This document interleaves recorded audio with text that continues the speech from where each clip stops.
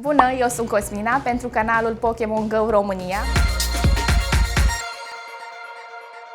Odată ce începi jocul, îți poți alege unul dintre cei 3 Pokémon de început. Charmander este un mic dinozaur din categoria Pokémonilor de foc, de culoare portocalie cu galben și cu o flacără în vârful cozii, ce îi indică stare emoțională. Deci, cu cât este mai puternică, cu atât acesta este mai agresiv. Pentru a-l evolua, ai nevoie de 25 de Candies pentru Charmeleon și 100 pentru Charizard.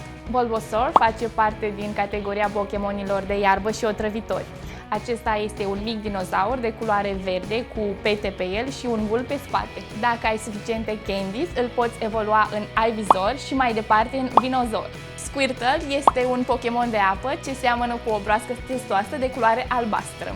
Evoluează în War Turtle și mai departe, dacă ai 100 de Candies, în Blastoise. Înainte să te hotărăști pe care îl alegi, trebuie să știi ce abilități au și cât de eficienți sunt în lupta cu ceilalți Pokémon. Rămâi pe canalul Pokémon Go România. Eu sunt Cosmina și ne vedem data viitoare!